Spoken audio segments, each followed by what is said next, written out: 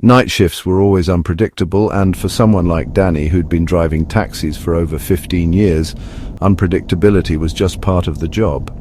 After a long-distance fare to a sleepy town miles away from the city, all he wanted was to head back home, collect his cash, and collapse into bed before sunrise. The highway was deserted, just a stretch of empty blacktop slicing through endless fields and patches of forest. The radio crackled softly, but there was no chatter, just the occasional burst of static. Danny kept the windows cracked, the cool air staving off the creeping fatigue. He wasn't expecting to see anyone out here, not this late, not this far from anywhere. That's why the figure, standing by the side of the road, caught him completely off guard. At first he thought it was a trick of the headlights, just a pale shape, blurred by the mist rolling low over the pavement. But as he got closer, the shape sharpened into a woman, barefoot, wearing a flowing white dress, her long black hair hanging in damp, heavy curtains around her face. She wasn't waving, wasn't signaling for help, just standing there, perfectly still, her arms at her sides. Danny's hands clenched the wheel, stomach twisting. Everything about her set off alarms in his head, something primal, a bone-deep instinct that told him to keep driving, to not stop. But fares were fares, and after a slow week, extra cash was too tempting to pass up. Against his better judgment, he pulled to the shoulder and rolled down the window. "Need a ride?" His voice sounded too loud, too bright in the dark. She didn't look at him directly. Her head stayed down, her hair obscuring her face. When she spoke, her voice was soft, almost a whisper, but there was urgency in it. "Please, take me to the trailhead. I have to go there. It's important." Trailhead? Danny frowned.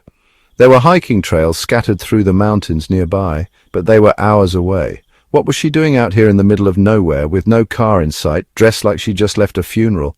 "Lady, that's a hell of a drive, especially this late. You sure someone can't come get you?" She shook her head, slowly, almost mechanically. "I have to be there tonight. Please, I'll pay." Her voice cracked on the last word, not with fear, but desperation. Danny hesitated a moment longer, then sighed. Maybe she'd had a fight with her boyfriend or gotten stranded after some party gone wrong. Weird things happened on Friday nights. "All right, hop in." She slid into the back seat without another word, moving with eerie smoothness, her bare feet silent against the worn floor mats. Danny glanced at her in the rearview mirror, but her head was still lowered, hair hanging like a curtain between them. They drove in silence. The further they went, the rougher the roads became. Potholes, cracked pavement, and eventually gravel kicking up against the undercarriage. The woods closed in around them, the trees taller and denser, branches reaching overhead to form a tunnel of darkness. The headlights cut a narrow path through the night, the only sounds the crunch of tires and the low hum of the engine. Danny kept glancing at her in the mirror. She didn't move, didn't fidget, didn't ask how much further. She just sat there, hands folded in her lap, head down. The longer he looked at her, the more something felt wrong. Her dress clung to her skin, damp in places, even though it hadn't rained. Her hair, too, darkened and stringy, like it had been soaking in water.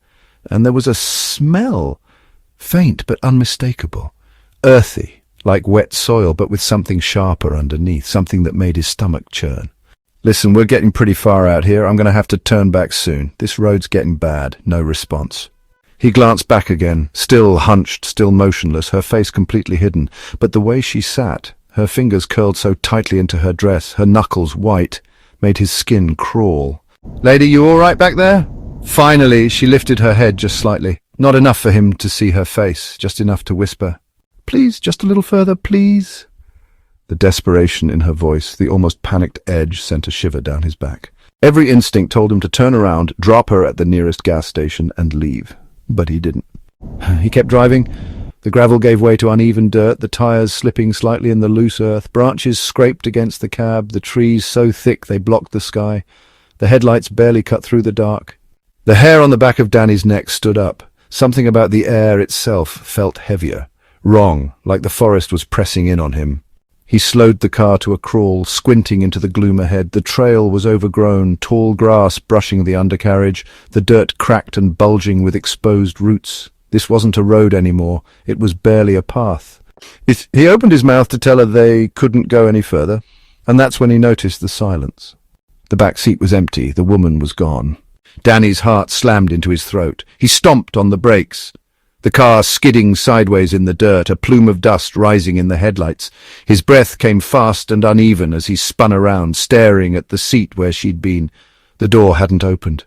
There were no footprints in the dirt outside. She was just gone. His hands shook as they gripped the steering wheel, the plastic slick with sweat. His chest heaved, panic climbing his throat in waves. Danny's voice echoed in his mind. "What the hell?" Then right next to his ear, so close he could feel the breath against his skin, a whisper. "Too bad. I could have taken you with me." Danny screamed, a broken animal sound, and threw open the door, tumbling out into the cold night air. His legs buckled under him and he stumbled backward, his breath coming in ragged, panicked gasps. The headlights stretched out in front of the car, revealing the ground just inches ahead. A sheer drop-off, a cliff. The front tires were barely a foot from the crumbling edge, beyond which was nothing but black void, the forest floor far, far below. Another second, another 5 feet, and he would have driven straight off the edge. Danny stood there for a long time, trembling, heart threatening to tear itself apart in his chest. It took him hours to find his way back to paved roads. His knuckles were white on the wheel the whole way, his mouth dry, his mind reeling. He didn't tell anyone. He didn't write a report.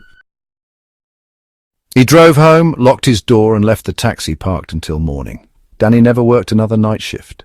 But sometimes, even in daylight, when the sun hangs low and the forest throws long shadows across the road, he catches himself glancing at the shoulder, expecting to see her. But there's never anyone there.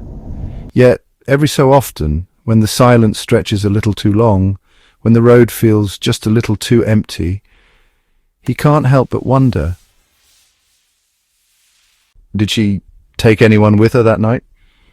Or was she still waiting for her next ride?